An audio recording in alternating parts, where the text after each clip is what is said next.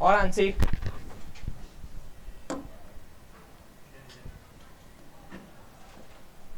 सब ठीक। एक और मेंबर आ गया है हमारे साथ, ध्रुति दीदी। चलो, लास्ट टाइम क्या पढ़ा था? लास्ट टाइम क्या पढ़ा था रुद्र? जल्दी बोल, जल्दी बोलो। रेट ऑफ रिएक्शन पढ़ा था, उसके अंदर rate of forward direction, rate of backward direction, ऐसा सब देखा था हमने, ठीक है। रेट लॉ पढ़ा था, ठीक है। यस और नो? किसकी डेफिनेशन? Rate law. चलो, रेट ऑफ रिएक्शन के बारे में लास्ट टाइम पढ़ा था। रेट ऑफ रिएक्शन में रेट लॉ पढ़ा था। क्या होता है रेट लॉ? रेट लॉ क्या था? डेफिनेशन नहीं लिखवाई थी? लिखो डेफिनेशन, लिखो। चलो डेफिनेशन लिखो।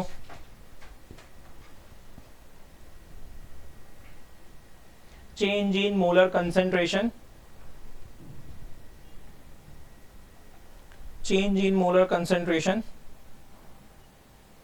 taking part in a chemical reaction.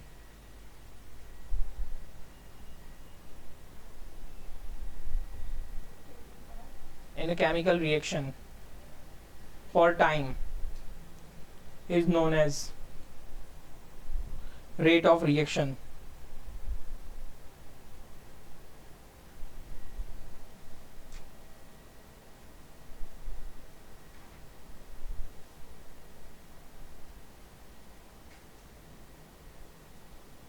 And measurement of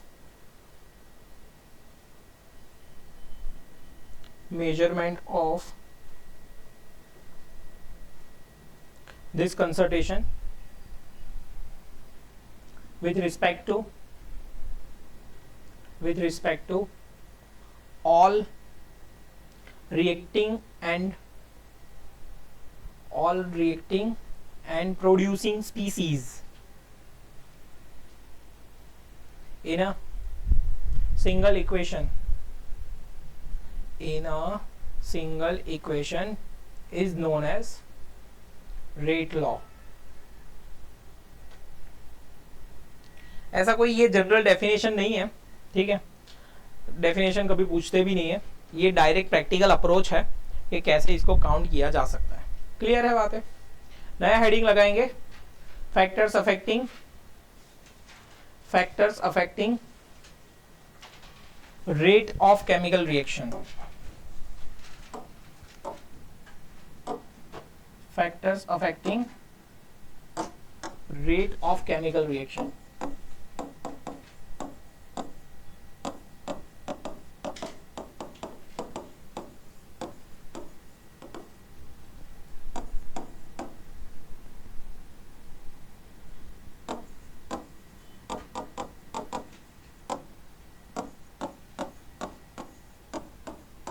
ठीक है, चलो। सबसे पहला फैक्टर है concentration of reactants. Concentration of reactants क्या होता है कंसंट्रेशन से? तो कंसंट्रेशन डायरेक्टली प्रोपोर्शनल है, ठीक है। कंसंट्रेशन कैसा है? Directly proportional. लिखेंगे उसमें, लिखो।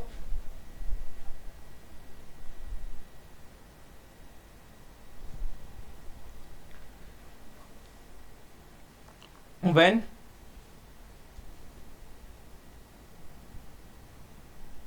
concentration is minimum, then reaction is just started.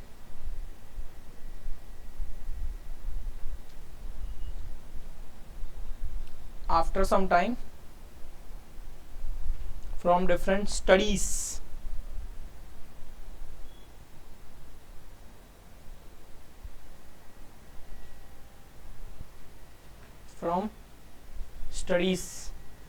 it has been observed that with increase in concentration, rate of reaction is increased.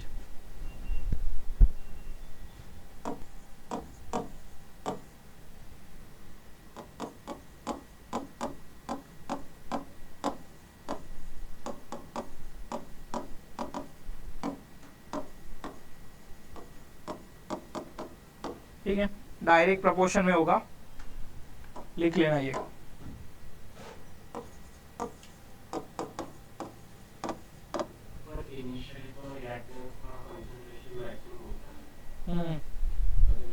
तो इसमें दो चीजें हैं ना,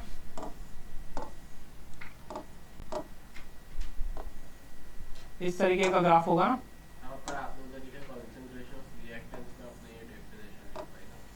रिएक्टेंस नहीं होगा, रिएक्शन होगा।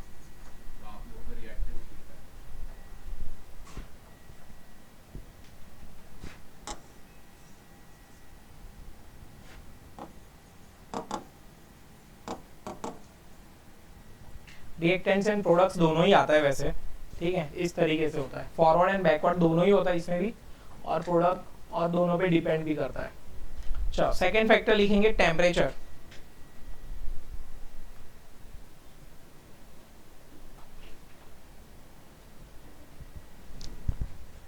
चलो क्या होगा, टेम्परेचर जब इंक्रीज होता है, नंबर ऑफ कोलाइजन इंक्रीज होता है, ठीक है, नंबर ऑफ कोलाइजन इंक्रीज होता है। क्यों? Due to kinetic energy, due to kinetic energy. तो कितना, जितना ज्यादा कोलाइजन होगा उतना ज्यादा आपका रिएक्शन होगा, मतलब रेट ऑफ रिएक्शन कैसा हो जाएगा, इंक्रीज हो जाएगा। तो ये भी डायरेक्ट प्रोपोर्शन में आ जाएगा, temperature is directly proportional to ROR।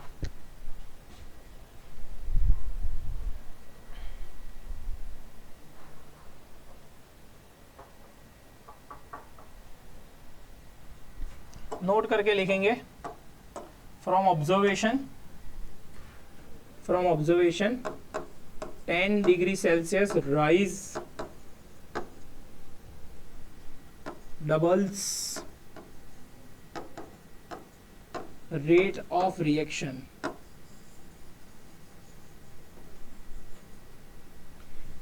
Degree Celsius rises अगर हुआ तो रेट ऑफ रिएक्शन कैसा हो जाएगा, डबल हो जाएगा। ये ऑब्जर्वेशन है।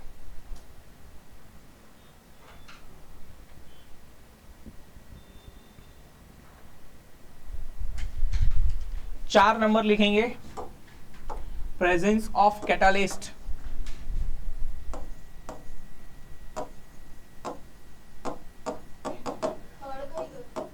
थर्ड लिखो, presence of catalyst. Presence of catalyst जल्दी लिखेंगे, प्रेजेंस ऑफ कैटालिस्ट, वही तो काम है उसका। Catalyst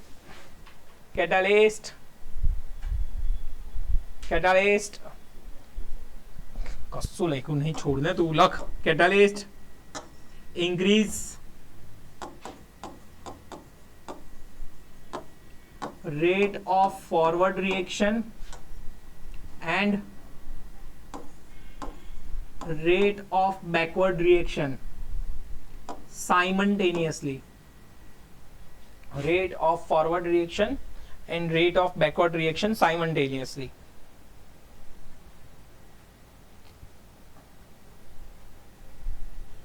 That's why overall rate of reaction increase.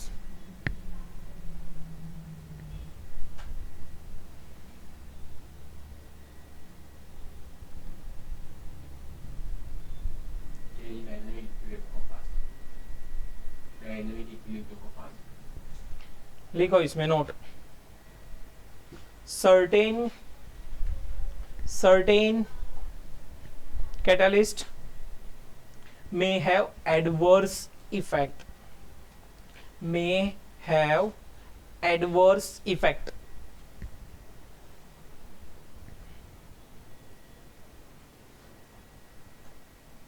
they can decrease the rate. They can decrease the rate. These are known as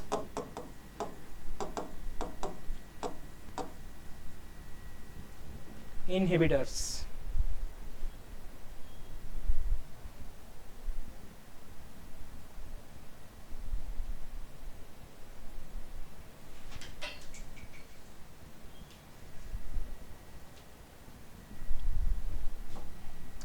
चार number लगाएंगे।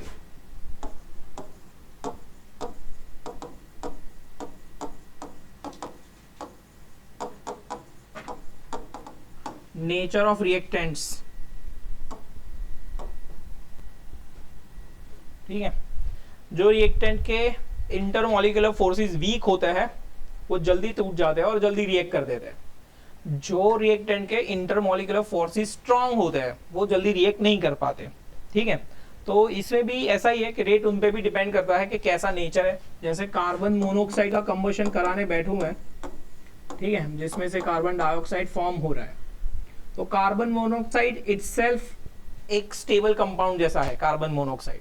ठीक है, 3 बॉन्ड बनते हैं उसके बीच में, तो ये रिएक्शन होने में टाइम लगता है। बट अगर सपोज नाइट्रोजन ऑक्साइड की बात करूं और NO2 फॉर्म कराऊं उसका कंबशन करवा के, तो ये रिएक्शन मोर फास्टर होगा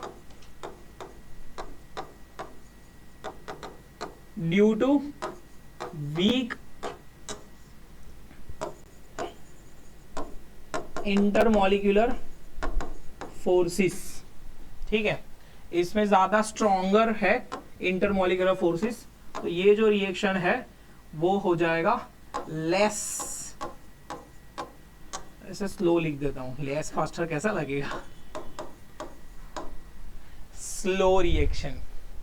क्लियर है बातें?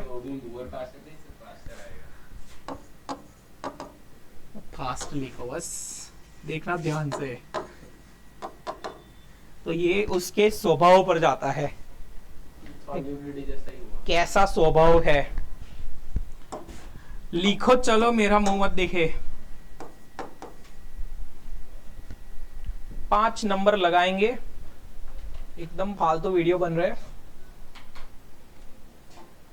हैं,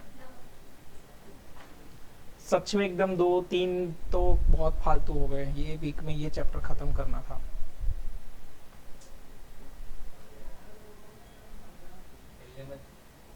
खेलने का क्या लेना देना, इसके बाद कौन पढ़ाएगा?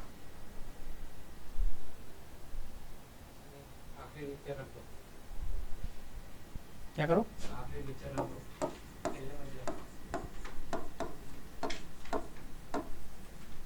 सरफेस एरिया, जितना एरिया कांटेक्ट में ज्यादा रहेगा उतनी जल्दी रिएक्शन होगी, तो इसको एक्सप्लेन करने की कोई जरूरत नहीं है। Surface area directly proportional to rate of reaction, जितना ज्यादा उतना रेट ऑफ रिएक्शन ज्यादा। ठीक है, चलो 6 नंबर लगाएंगे। Exposure to radiation.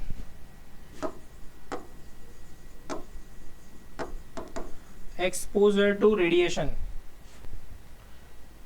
ठीक है, बहुत सारी रिएक्शन जो होती है वो धूप में जल्दी अच्छी हो जाती है, फास्ट फास्ट होने लगती है, उसको बोलते हैं एक्सपोजर टू रेडिएशन।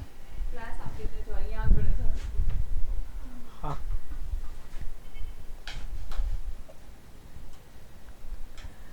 तुम जानो और तुम्हारे टीचर्स जाने। तो શું જોઈએ તમારે ભણાવું તો શું કરું ભણાવું, तो सामने वाला क्लास खाली ही होगा। करो ना जिसको जो करना है, मुझे क्या लेना देना, मेरा अभी खत्म हो जाएगा, देखना ध्यान से। रेडिएशन में रिएक्शन ज्यादा फास्टर होती है। ठीक है, जैसे आप ऐसा समझो कि खाना पड़े पड़े सड़ रहा है, तो धूप में रख देंगे तो जल्दी सड़ जाएगा। क्यों? हालांकि क्यों का क्या मतलब, रेडिएशन ज्यादा है बाहर, ज्यादा रेज है तो बैक्टीरियल भी ज्यादा होगा, मतलब बैक्टीरियल ग्रोथ भी ज्यादा होगा, तो इसको हम बोलेंगे एक्सपोजर टू रेडिएशंस। क्लियर है बातें? ठीक है, कुछ रिएक्शंस यूवी लाइट में ज्यादा फास्टर होती है, कुछ रिएक्शन इंफ्रारेड लाइट में ज्यादा फास्टर होती है, तो ये सब डिपेंड करता है कि बाहर कौन सी फ्रीक्वेंसी के वेव्स अवेलेबल है। तो उसको हम बोल देंगे सिंपल एक्सपोजर टू रेडिएशन। तो radiation is also direct proportional to rate of reaction. Clear है? जितना ज्यादा उतना रेट भी ज्यादा। क्लियर है बात है?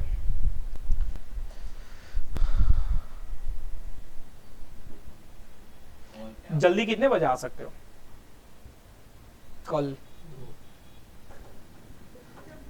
कीवी वाले पहले बोलेंगे। वैकेशन है कीवी को? तो अब तक बोल क्यों नहीं रही थी? और कोई है जो स्कूल में जाता हो? कल जाने से। कितने बजे वापस आते हो? 12:30 को वापस आते हो?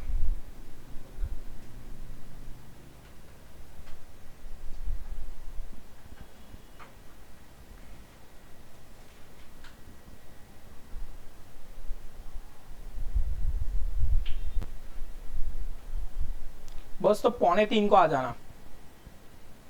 ये क्लास 3 बजे वैसे ऑक्यूपाई हो जाता है ना, इसलिए मैं 3 बजे नहीं बुला रहा हूँ। कल महा एपिसोड करेंगे। कल से कल से नहीं, कल करेंगे।